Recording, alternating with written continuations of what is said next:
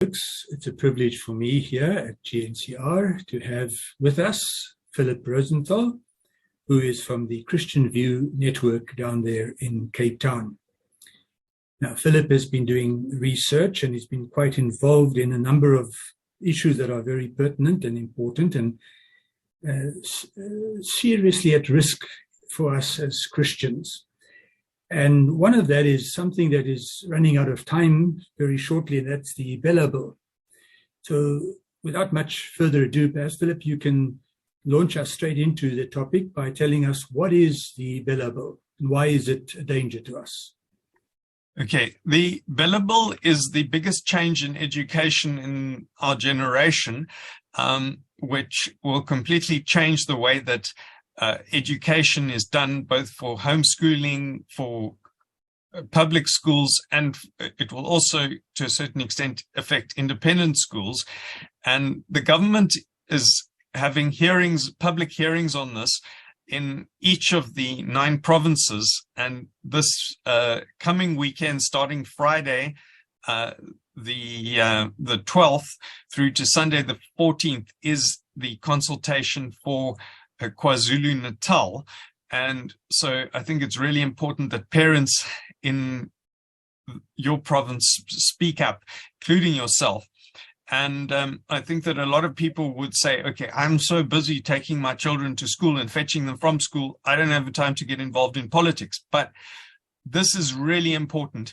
And because it will affect your right to have a say in your school and the quality of the education and the ethos of the education in your school. So the issues that are included here is that the bill would give the state the power to overrule the admissions policy of the school, which is actually what gives a school its distinctive character if it admits certain group of people that believe in certain things and hold to that ethos. It affects its financial viability, and it also affects the employment of teachers. Now, the second major thing that the bill is proposing, which can threaten school governing bodies, is that it would require all school governing body members to declare all their financial interests to the state, which we would argue is completely unnecessary, because in our view, all parents should be required to do, want to serve on that body, is declare if they have any business that they're doing with the school. Their other financial interests are totally irrelevant, and that gives an invasion of privacy both to the government and to any hacker who gets into the government system, and that could discourage parents from serving on the school governing body and thus weaken it. It will also make homeschooling more difficult and more expensive, because the homeschooling parents would be required to employ a teacher who would have to assess their child in terms of the child's progress, whereas our proposal is that the parents should just keep a portfolio of evidence that their child is being educated. And if somebody wants to question that, then they can look at that portfolio of evidence. Then another issue in the BELA bill is that it is limiting the right of the school to make leases of its school halls, its swimming pools, its fields, which in our view are a complete win-win at the moment for schools and for churches and for independent schools who rent those facilities, because the school gets money and the community, which includes other schools, private schools, get to use the facilities when they're not otherwise being used. So that is a good idea, but this would limit those leases to a year, which makes it really insecure for the people who are leasing. Then another problem with this bill is that it would make it more difficult for independent schools to get subsidies. And at the moment, what it's proposing is that the independent schools would need to put in quarterly reports. Now, if you have a small independent school of, say, 80 or 100 people, you wouldn't have time to have a full-time financial person to make those quarterly reports. So we're arguing for annual reports. But all in all, the basic assumption of this bill is that schools and children belong to the state, and the state calls the shots. Whereas we argue that the Bible says God has given that authority to parents, and the state needs to ask permission from parents to do anything that affects the children of those parents. And the proper authority is the school governing body, which should be making the policy for each particular school. So we argue this is part of a major erosion of the rights of parents that's been happening over decades, but this would make it even worse than it is already. And we argue not. The state must give those powers back to the parents so that Christian parents can bring their children up in the way of the Lord.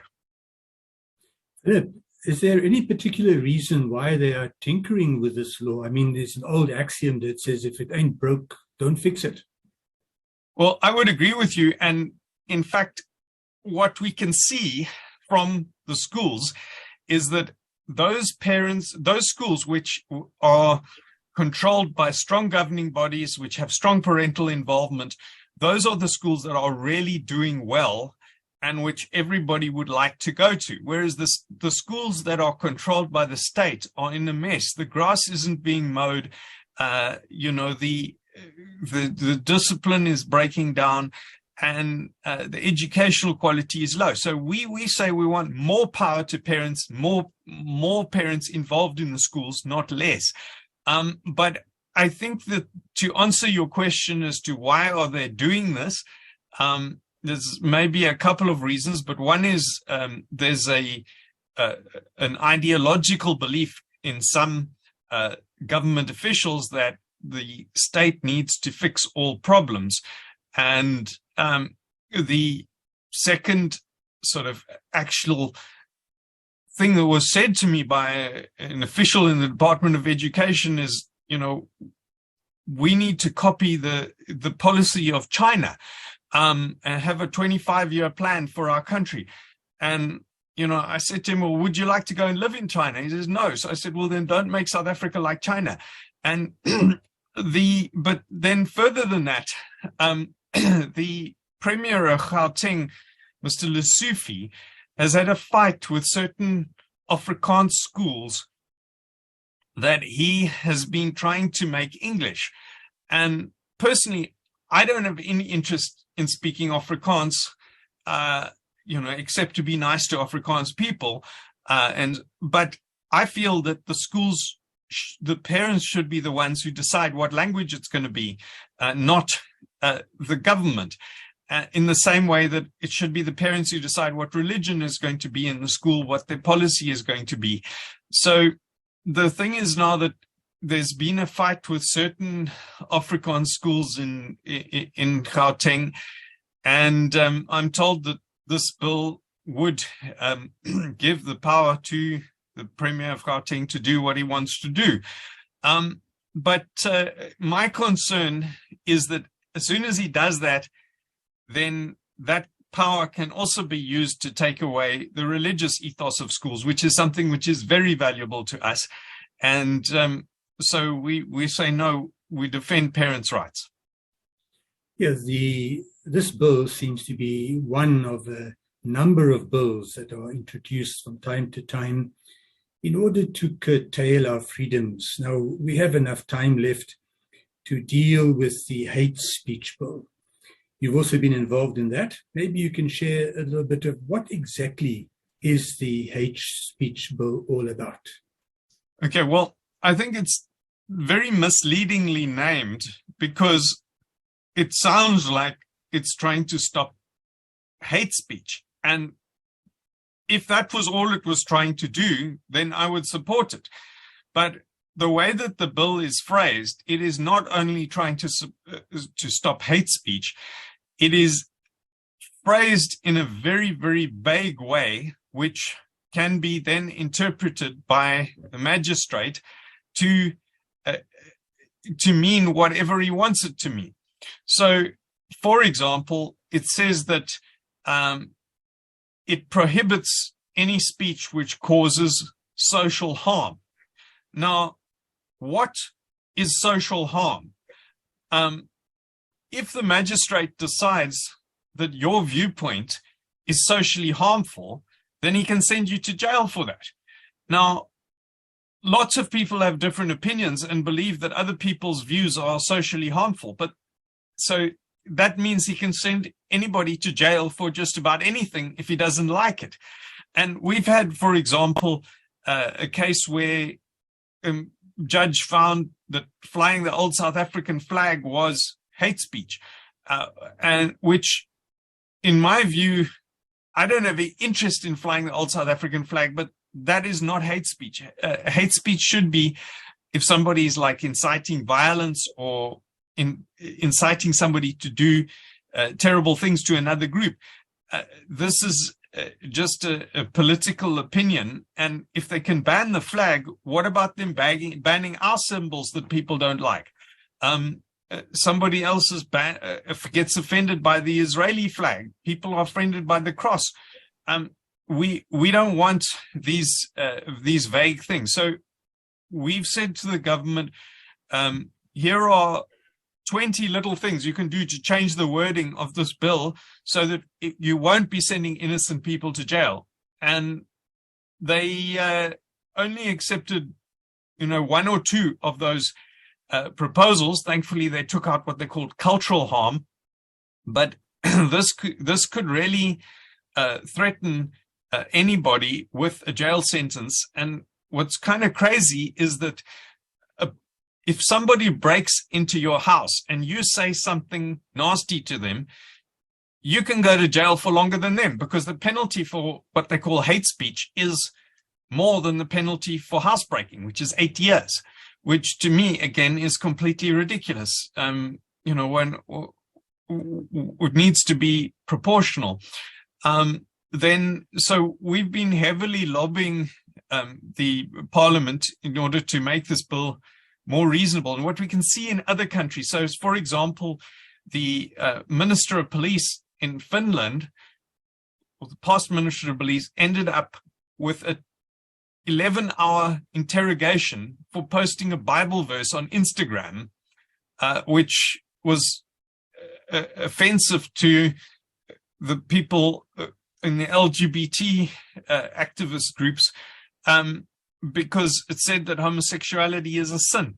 Now, you might say that's ridiculous, but this person is facing a criminal prosecution for doing so, and we don't want that in South Africa. Now, there are already laws that prosecute people for inciting violence, and we don't need any more laws. This is so the only possible reason for introducing this thing is to shut up people that the authorities or certain activists don't agree with. So we've got a deadline for the 22nd of May to submit comments to Parliament.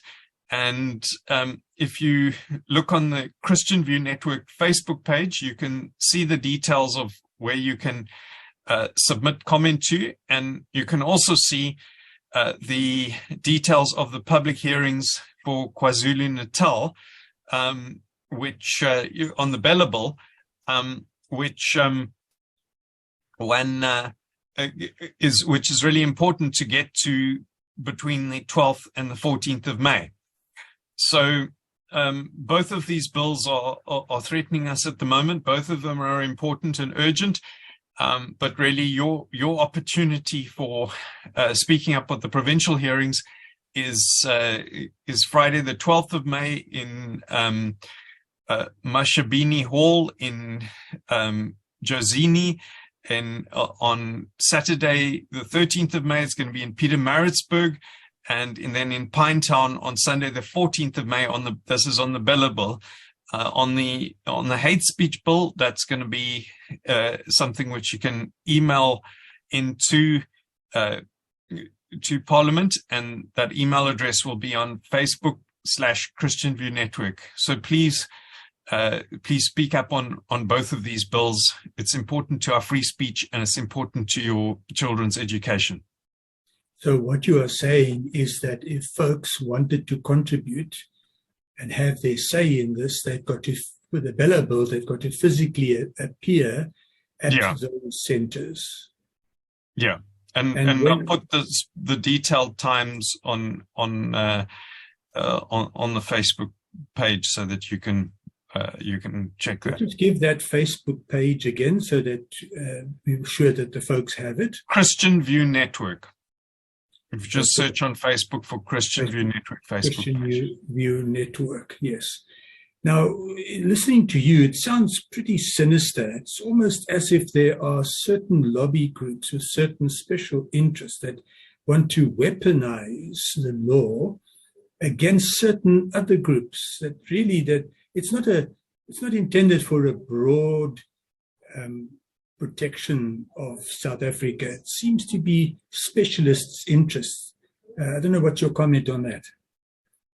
Yeah, well, I think that there are certain groups that are in favor of the hate speech bill in good faith. They are concerned about protecting certain ethnic minorities, but there are other groups which are definitely wanting to exploit this to attack anybody who might offend their views about sexual morality. And there's, in fact, 10 lobby groups which specifically have a sexual agenda that are pushing for this bill and wanting to silence people who would believe in traditional marriage and morality. And so we've got to really speak up to defend that and say no. But I think that other people just really hear the word hate speech and they say, yeah, well, that will be great if there's no more hate speech. But they don't realize that what they're calling hate speech is not just hate speech. It's also any controversial opinion that they don't like. As you mentioned, there is enough legislation actually in existence with which one could deal with all the genuine hate cases. Yes, well, there's something called crimen injuria, that if you say something very rude and insulting to somebody, they can lodge a complaint with the police. There's the Riotous Assemblies Act, that if you try and motivate people to riot, well, you can be prosecuted for that. There's the Intimidation Act, there's the Incitement Act. So we don't need another law. The only change that is going to come from this law is the fact that the magistrate then would have arbitrary power to decide that your speech was, in their words, socially harmful. And we don't want the magistrates to have those powers, and because that can be used against the Christian community and has been used in many other countries. We also had an example just in Durban a few years back where Simeon Chetty, who was an evangelist, said that Jesus was greater than the Hindu god Krishna, and some Hindu group got offended and they put a civil complaint of hate speech against him and said that he was claiming that Christians were superior to Hindus, which is not true at all, but that's what they said. And he had an enormous amount of stress with the threat of $1 million lawsuit. But this is now not just threatening a lawsuit, it's threatening 8 years in jail, which is really much, much more serious. And we don't want that anybody to have to go through that sort of stress or anybody to be intimidated with that kind of thing. Yeah, and as you said, a genuine criminal will get off much lighter than what a person who was maybe just saying something and then it can be construed as hate speech. And if the magistrate agrees, then they can go to jail for 8 years. Philip, thank you so much. The clock has run us out, so we'll have to say goodbye. Maybe just a last word of encouragement from you to tell our folks they can't just be asleep now. They need to be wide awake. If they care about their freedoms, they need to act. Yes. So please go to Facebook Christian View Network, and you can see all the details of where you can write in and the meetings of the BELA bill this coming weekend, and really ask you to please go along here. Thank you, Philip. It was good chatting to you. God bless. God bless.